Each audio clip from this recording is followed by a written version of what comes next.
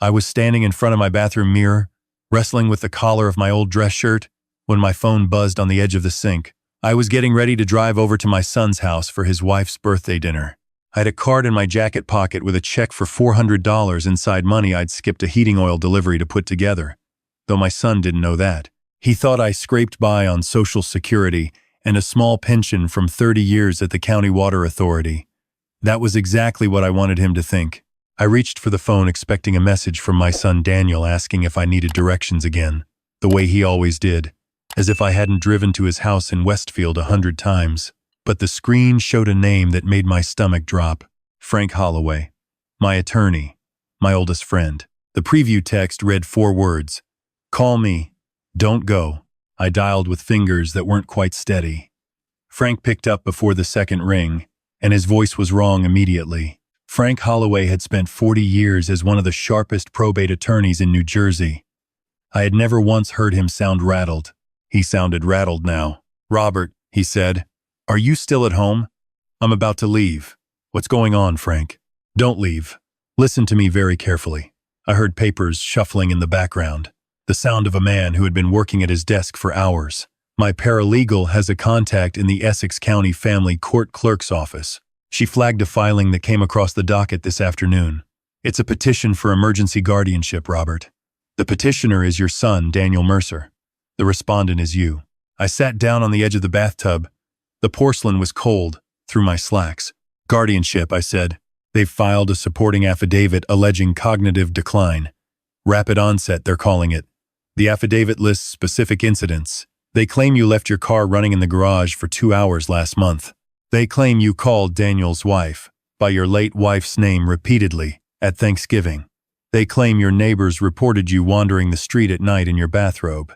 None of it was true. Not a word. There's more, Frank said. The petition references a physician evaluation that is, and I'm quoting here, scheduled to occur this evening. They have listed a Dr. Garrett Fowler as the evaluating physician. Robert, is there a doctor coming to this dinner tonight? I thought back to the phone call with my daughter-in-law Amanda 3 days ago. She had mentioned so casually, so warmly, that Daniel's old college roommate was passing through town. A doctor, she'd said, just joining them for dessert. It's an ambush, I said. A forensic psychiatric evaluation disguised as a birthday dinner, Frank confirmed. If you walk in there and seem confused, or if you take a drink and they claim it interacts with medication, this doctor will sign a statement tonight. By morning, you could be escorted out of your home while they file for asset control. Robert, please, come to my office. We can fight this through proper channels. I looked at the check in my jacket pocket. I thought about the 32 years I had spent providing for my son. I thought about the college tuition, the down payment on his house, the down payment he believed came from a family assistance program I had quietly invented. I thought about the business loan I'd arranged anonymously when his first startup failed, because I knew if he knew it came from me, he would never believe he had earned anything on his own. I thought about all of it. Then I put the phone on speaker and walked to my closet. I'm going, Frank. Robert, if they get that signature tonight. They won't get a signature. I pushed aside the old sport coats and found the small black case in the back corner of the shelf. Inside was a digital voice recorder I had used for 30 years of contract negotiations. I checked the battery. Full. But I need to hear them say it out loud. I need to look my son in the eye. And I need evidence that will hold up in court, not just my word against theirs. Frank was quiet for a moment. If they realize you know, they'll escalate. Then I won't let them realize. I slipped the recorder into my breast pocket behind my pocket square and tested the pickup. It caught the sound of my own breathing perfectly. I'll call you when I leave. I hung up. I stood before the mirror one more time. 67 years old, gray at the temples, wearing a suit that was 2 seasons out of date. To the world outside, I was Robert Mercer, retired civil engineer, widower, a man who clipped grocery coupons and drove a 10-year-old Buick, a man whose modest house on Sycamore Lane needed new gutters.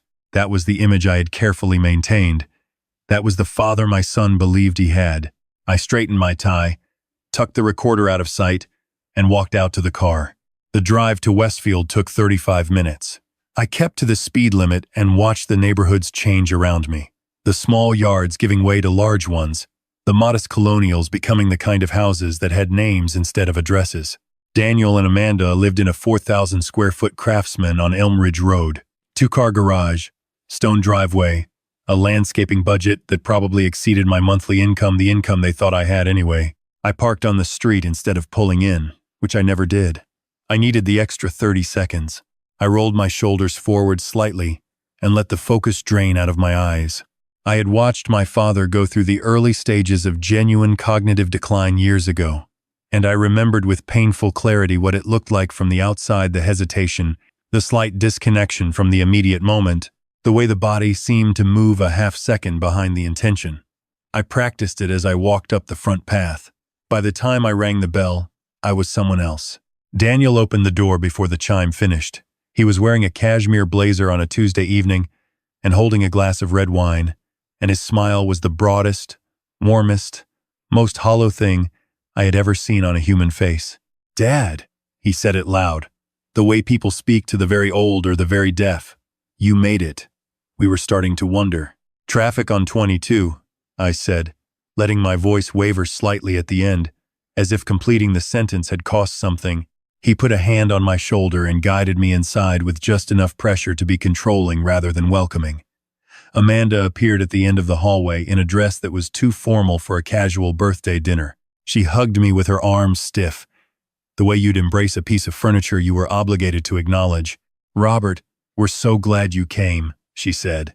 She took the card without looking at it and set it on the entry table. "Happy birthday, Amanda," I said. I looked slightly past her, not quite meeting her eyes. "Dad, come meet someone." Daniel steered me into the living room. A man rose from the leather sofa, mid-50s, wire-rimmed glasses, the particular stillness of someone trained to observe. He extended his hand with a measured, professional smile. "Mr. Mercer, I'm Garrett. Daniel's told me so much about you." I shook his hand and let mine tremble very slightly. "Garrett," I repeated, as if filing the name in a slow place. "Daniel's friend. From Rutgers," he confirmed smoothly. He gestured to the armchair across from him. "Please, sit down." I sank into it with a small groan. I didn't fully exaggerate. My knees had been genuine company for 20 years. "Daniel tells me you were an engineer," Garrett said pleasantly, and I could see the small notebook on the end table beside him, partly obscured by a coffee mug. "That must have been fascinating work." "Oh, it was." I let my gaze drift to the window for a moment. Water systems, infrastructure. Hard to remember all of it now. The projects blur together. In reality, I could have described every major project I had managed from 1978 to my retirement in precise technical detail. I had designed the filtration upgrade that still served 340,000 people in 2 counties. But I let the memory blur. I let the projects run together, and I watched Garrett's pen move. "Do you keep busy in retirement?" he asked. "I watch a lot of television," I said softly. "The days are long." Daniel and Amanda exchanged a look from the doorway. It was the look of people who believe they are watching a plan work. We moved to the dining room. Amanda had set the table with the good china, which I found darkly amusing, the ceremony of it. The performance of a normal family dinner laid over the infrastructure of a trap. I was seated at the far end of the table, separated from the main conversation by the length of the mahogany surface. Daniel served wine to Amanda and Garrett. He gave me a glass of water in a short, thick tumbler, the kind designed so it wouldn't tip easily. He set it in front of me without comment, which was its own kind of comment. "I thought you might want to take it easy with the alcohol," Amanda said, adjusting the placement of a serving dish. "With the new medication and everything." I wasn't on any medication. I took an aspirin every morning. But Garrett was watching, and I nodded slowly, as if I had forgotten the medication and she had helpfully reminded me. "Of course," I said. "You're right, dear." The conversation moved over me like weather. Daniel talked about a commercial real estate opportunity in Hoboken. He was pursuing an investment property, he said, describing leverage and equity with the vocabulary of someone who had read 2 books on the subject without fully absorbing either. He was using words like unlocking value and repositioning assets, and I noted the specific properties he mentioned in the back of my careful mind. Then my granddaughter, Emma, who was 13 and had been staring at her phone with the focused dedication of her generation, looked up from across the table. "Grandpa," she said, with the blunt curiosity of someone who had not yet learned to perform, "how come you're not moving into the apartment?" The table went very quiet. I felt the air change. My fork stopped halfway to my plate. "What apartment, sweetheart?" I asked, keeping my voice gentle and confused, which was not entirely a performance. "The one Mom picked out." Emma shrugged. "She showed me pictures. She said after tonight, you'd be going to—" "Emma." Amanda's voice was a knife in a velvet sleeve. "That's enough." "But you said—" I said enough. Daniel's hand came down flat on the table, not quite a slam, but close. Emma went still and looked at her phone. The silence that followed was 3 seconds of pure revelation. I looked at Amanda. She was looking at her wine glass, turning the stem between her fingers. Daniel was looking at Garrett. Garrett was writing in his notebook. "What apartment?" I asked again, softer now, letting a tremor of genuine emotion enter the question because it was genuine. I had to work to keep the cold fury from reaching my eyes. "Dad, don't worry about it." Daniel's voice had the soothing quality of someone managing a situation. "We've just been looking at options, exploring possibilities. Nothing is decided." I looked at him. My son, the boy I had taught to ride a bicycle on the driveway of the house I now lived in alone. He was looking at the tablecloth. Something settled in my chest. Not grief, it had moved past grief in the car. What settled there was clarity, cold and exact as a surveyor's level. The father who had hoped he was wrong about his son died quietly in that dining room. The engineer took his place. I was looking at a failed structure. I was calculating load and stress. I was identifying the points where the frame had rotted through. I let my chin drop slightly. I hummed a few bars of nothing and looked at my plate. "Is there dessert?" I asked, as if the apartment had already drifted out of reach. I watched Amanda's shoulders relax. I watched Daniel pour himself more wine. I watched Garrett make a small note in the margin of his page. They thought they were watching a man disappear. They had no idea they were watching a man aim. With the recorder running silently in my pocket, I set down my fork and said I needed to use the restroom. Daniel half rose, offering to help me find it a bathroom I had used 100 times, and I waved him off with a vague, grateful gesture. I shuffled down the hallway until I was out of their line of sight. Then my posture straightened by 3 inches, and I moved quickly and quietly to the door I was looking for. Daniel's home office was at the end of the hall, and the door was slightly open. The way a door is left open when no one imagines anyone worth worrying about is in the house. I slipped inside and pulled it nearly closed behind me. His desktop computer was awake. The screen cast blue light across a desk strewn with the paperwork of a man in over his head, a man drowning in numbers he had generated himself. I did not touch anything. I took out my phone and photographed what was already visible on the screen before it dimmed. Bank statements, a loan summary, a maturity notice from something called Crestline Capital. I photographed the loan summary in full. The number at the top made me set my jaw. $840,000. An unsecured business loan, 90 days past due. I opened the desk drawer that was already partially open. Inside was a folder labeled simply Dad. I opened it. The first document was a power of attorney form, filled out in Amanda's handwriting, with my name printed in the appropriate lines, and a signature line at the bottom left blank. The second document was a real estate listing for a studio apartment in a senior living facility in Rahway, New Jersey. I knew Rahway. I had worked on a waterline project there once. The facility in question had been cited twice by the state health department in the past 4 years. The third document was a letter, printed on plain paper, unsigned, addressed to Crestline Capital.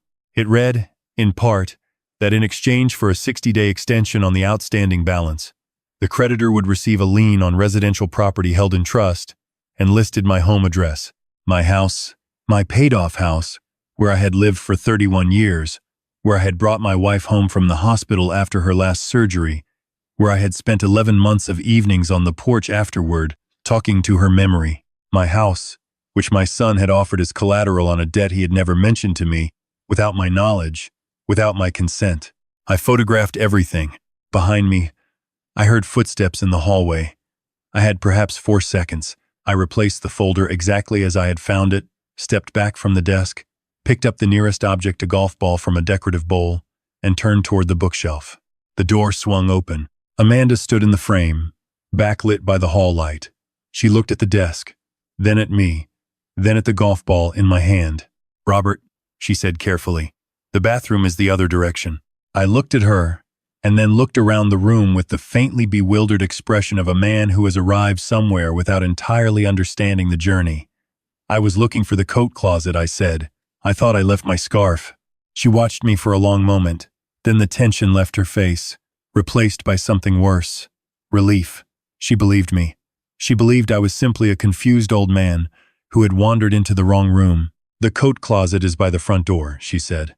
"Come on, Robert. Let's get back to the table. Daniel has some paperwork he wants to go over with you before dessert." I let her take my arm. The paperwork was waiting in a leather portfolio beside Daniel's plate. He opened it with the casual efficiency of someone who had rehearsed this moment many times, and he talked as he turned pages. "Just some updated insurance forms," he said, "and a healthcare authorization, so Amanda and I can talk to your doctors directly, which will make things so much easier for everyone." He folded back the earlier pages so I couldn't read the full text. He placed a heavy pen against the signature line. "Just sign right here, Dad, and we can move on to birthday cake." I looked at the pen. I looked at the signature line. I could see the header peeking beneath the folded pages. "Durable power of attorney. Executed in full. This document would allow my son to sell my home, liquidate my accounts, and direct my medical care, including placing me in a facility of his choosing." I picked up the pen. My hand began to shake. Not a little. A full tremor, working its way up from the wrist, the kind that makes handwriting illegible. I brought the pen toward the page with excruciating slowness, and just as the tip touched the paper, I let my hand torque sideways.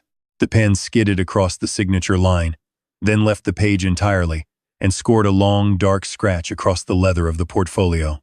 "Oh," I said, staring at what I had done with empty eyes. "Oh, I ruined it." Daniel grabbed the portfolio away from me. I heard him exhale through his teeth. "It's fine," Garrett said from across the table, in a voice that was professionally calm but aimed at Daniel, not at me. "We can print another copy. But perhaps your father is fatigued this evening, Daniel. The motor disruption is consistent with what I've been observing. I'd recommend we revisit the documentation in a more controlled setting." Amanda was staring at me with an expression that had moved past frustration into something colder. She spoke to Daniel without looking away from me. "Take him home. We'll file the emergency petition in the morning. We don't need his signature if the judge declares him incapacitated." She had forgotten, or perhaps never knew, that the recorder in my breast pocket had been running for the past 2 hours. Daniel drove me home without speaking. He walked me to my front door, waited while I worked through the lock with deliberate slowness, and then told me to sleep well and to be ready at 8 in the morning. "Be packed," he added, almost as an afterthought. I nodded vaguely and went inside. I stood in my dark hallway for 10 seconds. Then I turned on every light in the house. I was at Frank's office by 11 that night.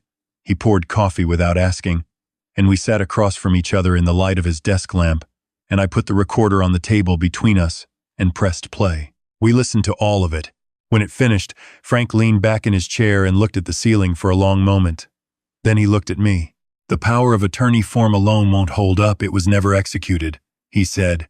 But the conversation at the table, Amanda directing Daniel to file the emergency petition, the physician conducting an evaluation without disclosure, that's conspiracy to commit elder fraud. "Robert, that's a felony in this state." "I know what it is," I said. "But I don't want to file charges. Not yet. I want to do something else first." I reached into my jacket and took out the photographs I had printed at the 24-hour drugstore on my way across town. I laid the Crestline capital letter on Frank's desk.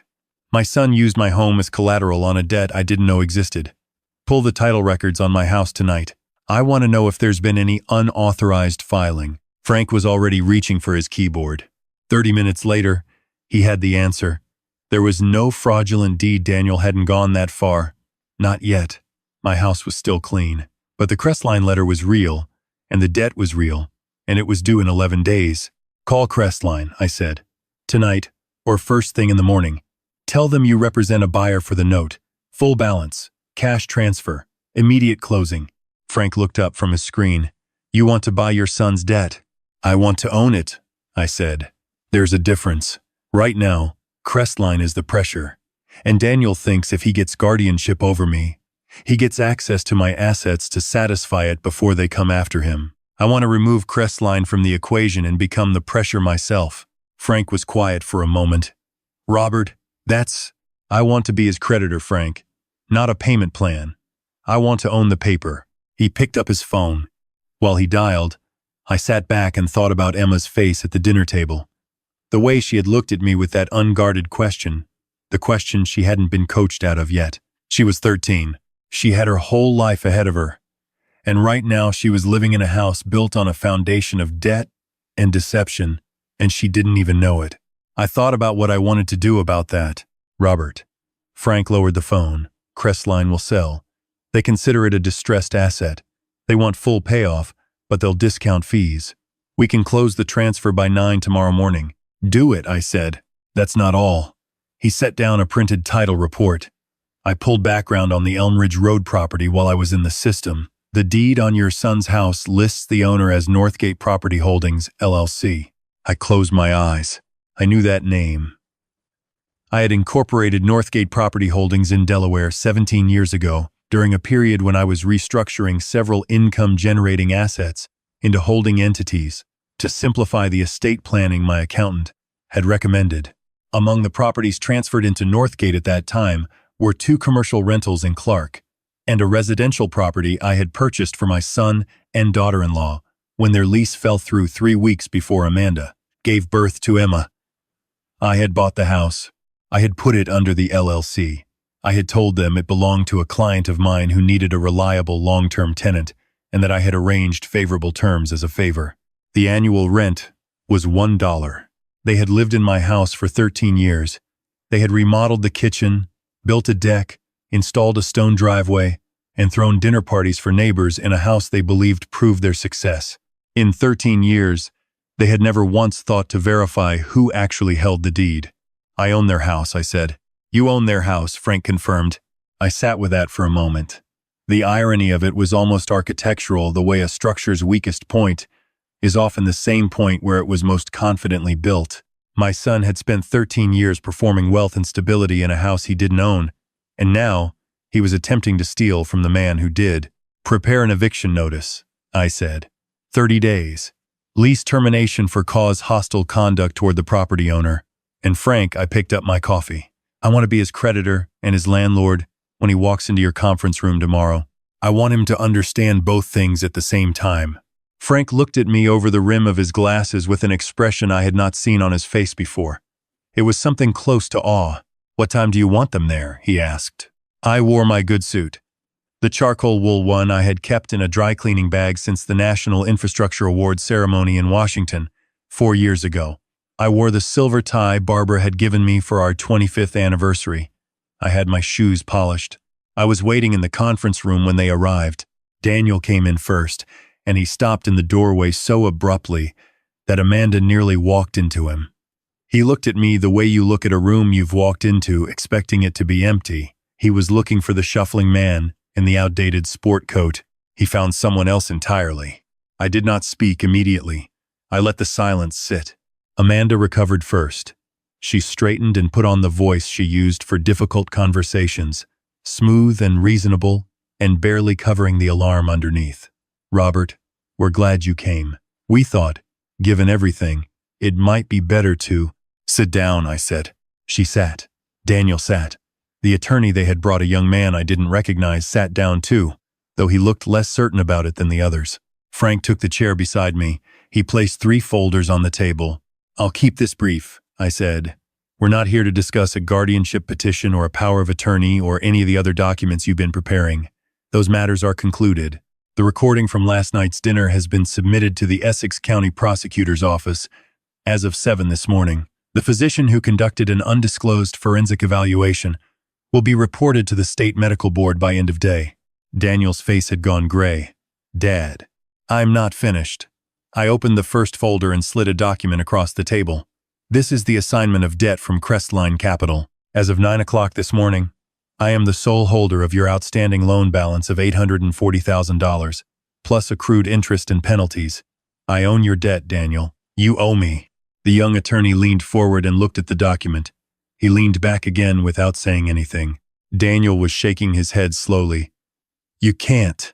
You don't have that kind of. The second document. I opened the second folder. This is a title report for 44 Elm Ridge Road, Westfield, New Jersey. The property is held by Northgate Property Holdings, LLC, of which I am the sole managing partner. I purchased that house 17 years ago. I am your landlord, Daniel. I have been your landlord for 13 years. I paused. Your annual rent is $1. I want to be clear that I gave you that arrangement because I wanted my granddaughter to have a stable home. I want you to understand what you tried to do to the man who gave you that. Amanda made a sound, not a word, just a sound. The compressed exhale of someone whose entire architecture has just been condemned. The third document is a notice of lease termination, Frank said quietly. 30 days. The legal basis is conduct materially harmful to the property owner. Given the emergency petition, the recorded conspiracy, and the attempted fraud, we believe any court would uphold it. Daniel looked at his attorney. His attorney was reading the title report with the focused concentration of a man who had just discovered the case he was hired for no longer exists. He closed the folder slowly and straightened his pen on the table. You should know, the young attorney said to Daniel with professional flatness, that I can no longer represent you in this matter. The room was very quiet. Amanda turned to look at Daniel. I watched her face carefully in that moment, watched the partnership of their deception fracture right in front of me. Two people recalculating what they owed each other now that there was nothing left to split. Dad. Daniel's voice had come apart entirely.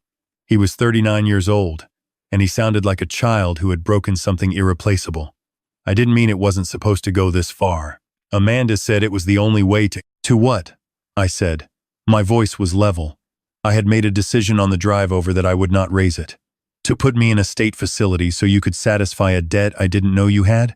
To use a paid physician to document a condition I don't have? To remove your own father from his own life because it was more convenient than telling me the truth? He didn't answer. I want to ask you one question, I said, and I want you to think carefully before you answer, not because it changes anything legally, but because I would like to know. I looked at him directly. Did you believe it? Did you actually tell yourself that I was declining, that I needed help, that this was somehow for my benefit?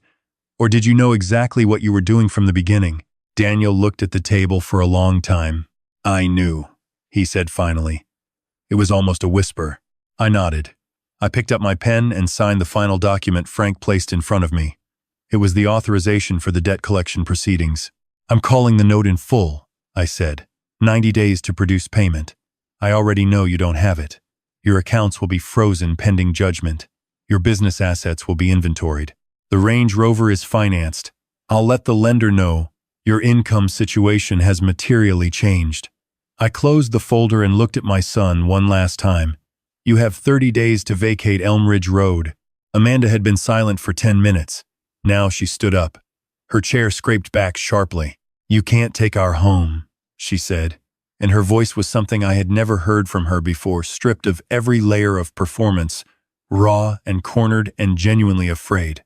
Emma goes to school there. Her whole life is there. Emma's life will be fine, I said. I've opened an education trust in her name this morning, administered by Frank's office. Independent of either of her parents, her school tuition is covered through college. That is not negotiable and it is not conditional.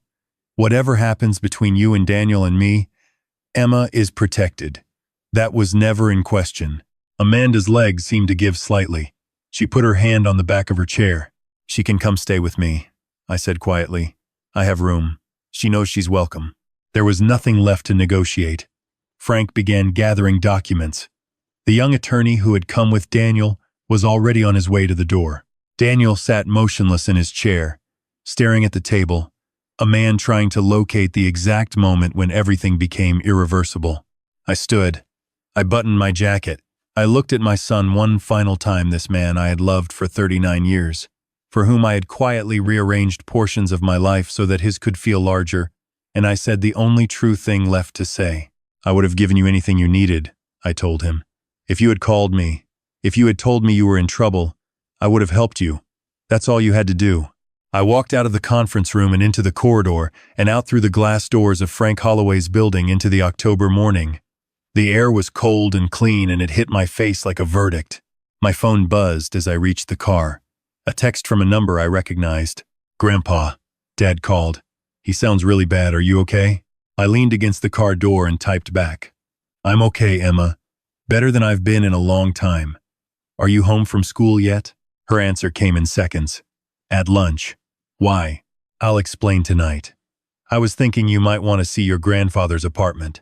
I'm moving somewhere with a view. You can have the guest room whenever you want. No conditions. There was a pause. Then, are you serious? I'm an old man, I typed. I don't make jokes I don't mean. A long pause. Then a single line that made me get in the car and sit for a moment before I turned the key. I always thought you were the only real one in that house. I drove home through the October morning with the windows down.